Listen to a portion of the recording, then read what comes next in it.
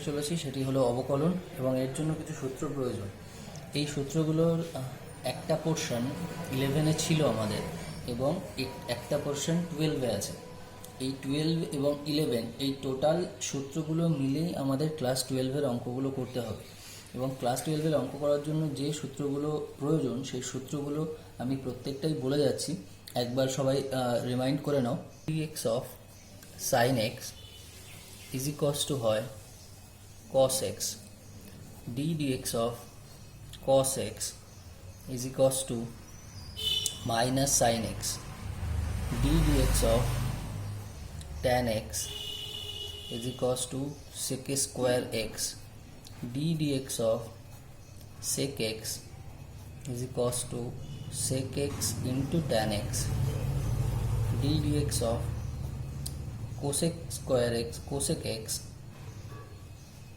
is equals to minus cosec x into cot x, dx of cot x is equals to minus cosec square x.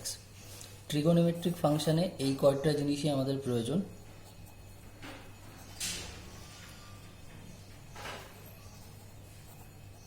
Trigonometric function, এই 6টা হলো trigonometric ফাংশনের derivative.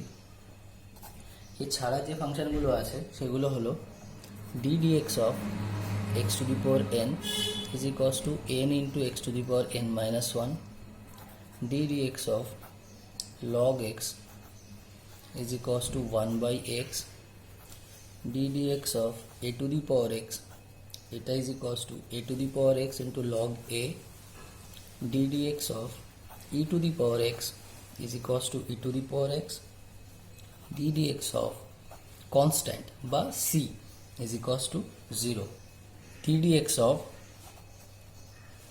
u into v is equals to u into dv dx plus v into du dx, অর্থাৎ first function into second ফাংশনের derivative plus second function into first ফাংশনের derivative, ddx of u by v is equals to v into du dx minus u into dv dx by v square.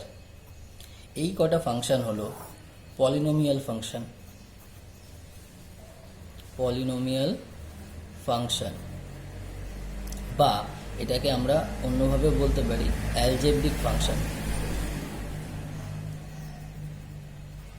ঠিক আছে, এবং এছাড়া আমাদের কিছু উপপাদ্য দরকার বা থিওরেম দরকার ডেরিভেটিভের ক্ষেত্রে। সেগুলো কীরকম? সেগুলো হলো ddx of c into fx, মানে কোনো একটি ফাংশনের সাথে যদি কোনো একটি ধ্রুবক রাশি গুণ আকারে থাকে বা ভাগ আকারে থাকে, তাহলে সেই ধ্রুবক রাশিটি ডেরিভেটিভের বাইরে চলে আসে, অর্থাৎ ডেরিভেটিভ শুধু হয় ফাংশনটি, ধ্রুবকটির নয়। এবং সেক্ষেত্রে অবশ্যই ফাংশন কনস্ট্যান্টটিকে বা ধ্রুবকটিকে গুণ বা ভাগ আকারেই থাকতে হবে।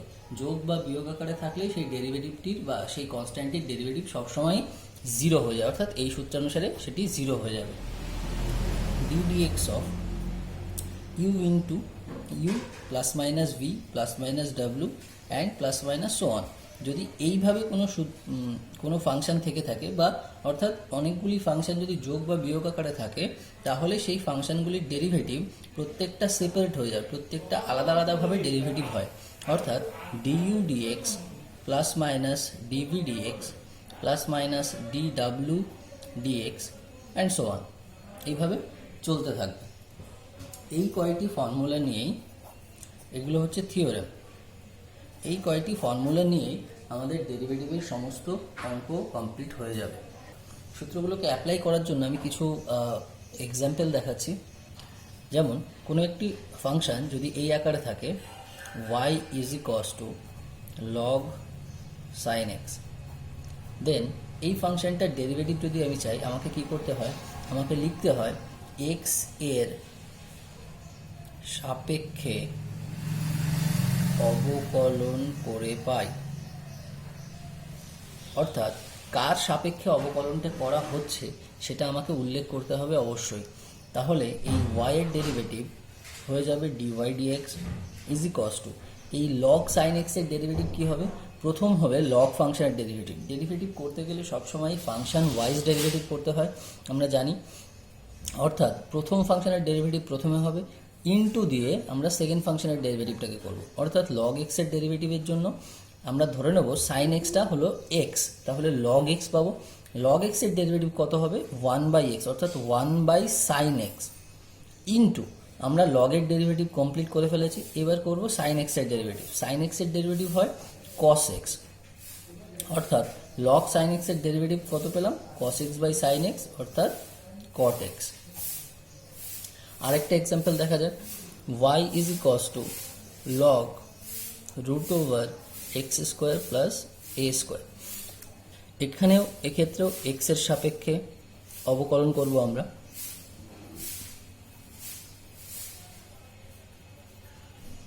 x এর সাপেক্ষে অবকলন করে পাই, অর্থাৎ y এর ডেরিভেটিভ আমরা লিখব dy dx। এবারও একইভাবে log x এর জন্য লগের ডেরিভেটিভ হবে 1/x, অর্থাৎ এই ক্ষেত্রে আমরা √x² প্লাস a² এই অপেক্ষকটাকে, এই ফাংশনটাকে x ধরে নেব। তাহলে log x এর ডেরিভেটিভ 1/x, তাহলে 1/√x² into √x² plus a² যখন ডেরিভেটিভ হবে তখন আমরা কি করব? √x² প্লাস a² এই ফাংশনটাকে x ধরে নেব। অর্থাৎ আমরা কি পেলাম? √x। এই √x এর ডেরিভেটিভ হয় 1/2√x।